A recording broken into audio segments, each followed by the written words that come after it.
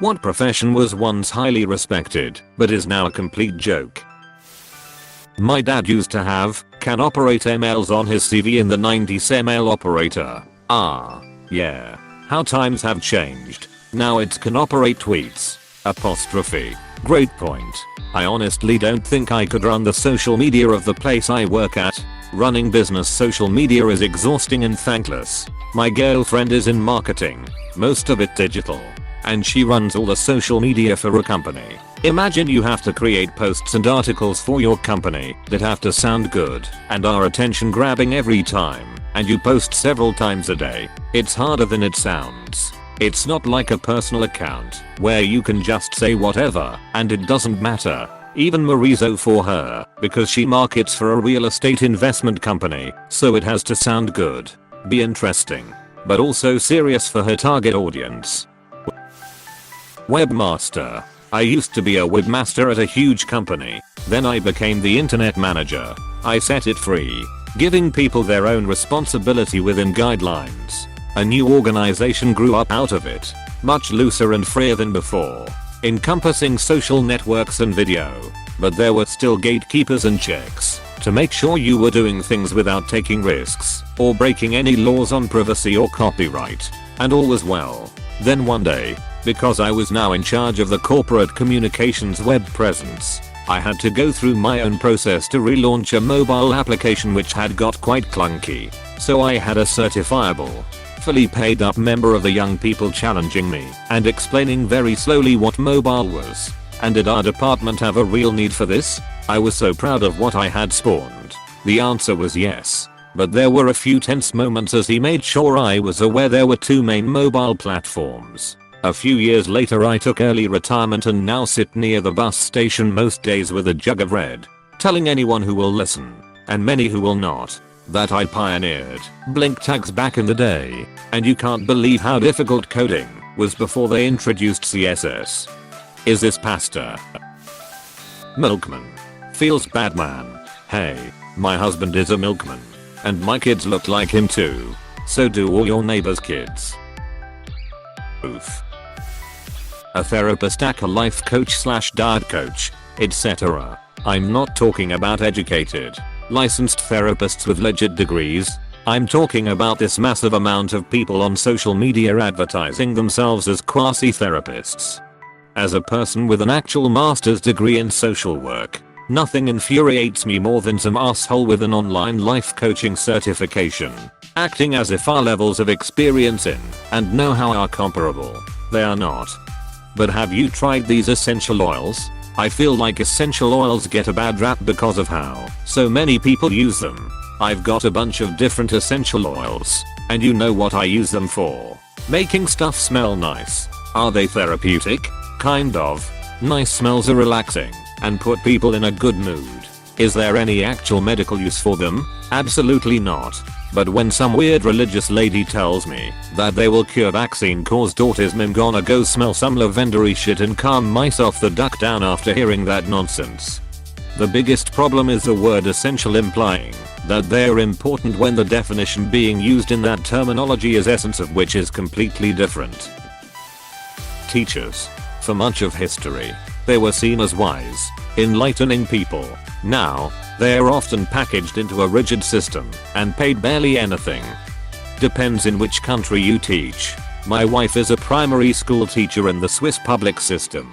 They are respected and get pretty well paid, and unless she ducks up real badly, she has a job for life. In Germany too, just not respected. They get the hate of everyone. I'm a teacher in Berlin. The pay is good, but holy shit, is there no appreciation for the work. Recently the state and federal government decided it might be a good idea to provide work laptops to teachers. We use our own devices for work. I briefly looked at the reaction in the comment sections and on Twitter. Holy shit, I should not have done that. Honestly, this is something that infuriates me to no end. I'll keep my opinions about our education system as a whole out of this. Otherwise this would be a long rant. Despite that, I just can't understand the lack of respect and appreciation for our teachers. Education is one of the most important things in society. Without proper education, neither the society nor the country will prosper. So why do so many people refuse to give teachers the appreciation, respect and honestly also pay they deserve when they handle most of the education of our children and oftentimes heavily influence the paths our children take later on? A secretary. If I'm remembering correctly, historically it was extremely respected until keyboards became more mainstream. Women started taking the job more often happened, and it becoming more common in the workplace. A good admin is worth their weight in gold. They can make a department/manager's life great or horrible. Agreed. I once worked with a long-time admin who knew everything about the higher-ups, their personalities and tastes. She helped tremendously in critical meetings between our department, executives, and clients. For interdepartmental relationships, she knew who we should partner up with and who would stab us in the back. They are your eyes and ears into the rest of the organization and are worth treating well and paying for. I still keep in touch with her today, even though we don't work for the same company anymore. Groom of the stool. The what now? Not sure when this practice ended, but I know the Henry VII had one. This guy's job was to help Henry take a dump. Then he checked the turds out to see if Henry was healthy. No, we are not making this up. Link. Wikipedia. org/wiki/groom_of_the_stool. I hate that. In its day, groom of the stool was a very prestigious job. Congress right now, honestly. Nobody likes Congress as in the abstract idea of the whole governing body, but very few people actually vote against their own congressional rep in the general or primary election. My idiot isn't the problem. All the other idiots are the problem. My name's Ben Wyatt, and I approve this message. Exorcist. Still a badass job title though. The Vatican has official exorcists. Phone operator.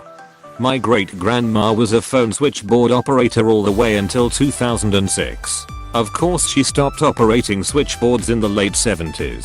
She retained that title until she retired in 2006. She was a 411 attendant for the rest of her career. Taxi drivers, they used to have to take tests and memorize street maps and know the fastest way around the area. Now people seem to treat them like they're some sort of failure. Not that I think that. People just seem to act like they are, and it's pretty sad cause it would be such a hard job. Taxi drivers have also decided they are exempt from common courtesy in 99% of road traffic laws, and in most parts of the UK they are not even classified as public transport like a bus or train is. They are just mobile private businesses in the business of moving folks around. Out here Uber/Lyft are usually the worst drivers on the road. Personal banker. Used to be someone you got to know well and went to for financial advice. Now they are glorified telemarketers and customer service reps. And don't forget about the sales goals. Focus has shifted from how can I help people with their finances to how can we open more accounts. Source, me. I'm a personal banker. Also bank manager. They used to be respected members of the community, and it was a well-paid, prestigious job. It's now more of a sales manager job with poor pay and long hours as you are expected to work in your spare time and throughout unpaid lunch breaks. Spot on description of my branch. My manager never gets to eat lunch. I feel so bad for him some days. People are constantly bothering him and taking up all his time. COVID has been nice though, because the lobby has been closed and it's appointment only. We all can finally get some work done. But the downside to that is they keep increasing our sales goals because they know we have more time to call, and they keep readjusting our quarterly bonus structure. This was happening pre-COVID BTW. It's only gotten worse. It's literally like Wells a few years back. Phrenologist or retrophrenologists. They give you the lumps to modify your personality. But I haven't got bumps on my head. Wap wap wap wap wap wum. Yeah, do now. Chubby. That's gonna leave a mark. Priest. Once upon a time they ran schools, orphanages and hospitals. Bishops in charge of major systems were technically vowed poverty, but had all the perks, and in essence the lifestyle of a major CEO. Now it's can you be an amateur plumber as well as psychologist and cleric to keep this rickety church going? And by the way, we need you to drive to 3 or 4 other parishes because of a shortage. Oh, and try and endure the kiddie ducker jokes without snapping. When I worked as a janitor in a hospital, I got to meet the hospital's priest when eating lunch at the cafeteria. Basically he gave mass to the families and sick, in addition to appeasing the dying. He didn't have the veneer of a big fancy priest. He felt it was just his calling to do, day in day out. He had a bachelor's in chemical sciences since the church actively supported studies. He had told himself, why not respect? In an alternate reality, where COVID is much worse, and society has all but collapsed, the chemical priest is out there wearing his signature plague mask, fighting off the mutant gangs with his explosive concoctions, and delivering mass to the dying. I would watch it. Travel agent. A lot of them have moved into the luxury travel niche these days. We used a travel agent for our honeymoon, and it was worth every penny. I used to work at a travel publication and those agents you are talking about have rebranded themselves as fixers. Now, I can see that. There was an airline strike and our travel agent got us the last 2 tickets on the last flight out of Patagonia. We didn't have reliable cell service, and the Wi-Fi was overloaded with everyone else that was stuck at the airport. They arranged for a hotel and car to meet us at the airport all while we were in the air, and called the hotel on the next leg of our trip and got them to refund a night's stay since we would be delayed by a day due to the strike. Made the experience so much less stressful. They earned the title of fixer that day. Oh god, I want that now. I would feel so insanely pampered. Immunologist, apparently. Lol, right in the feels. Alchemist. Kids these days can't respect the art without getting all fancy and wanting their alchemy to be fully metal and all the jazz. Brother. Cooks/chefs majority overworked and underpaid. Between shitty national chain restaurants choking the life of small chef/family run restaurants and the only decent paying positions being with companies like Aramark or Sodexo, it is not surprising that being a chef just is not what it once was. I don't think we were ever highly respected, but definitely less now. I think as time goes on and we move more out of the drug and alcohol stereotypes, we might become more respected in a way, but that would be a long ways away. Flight attendants. I have mad respect for them. People used to wear suits and dresses on a flight and act respectably. Now people fart the whole flight, walk around in slippers with their headrest on, and fight flight attendants. It's like working a Greyhound bus now.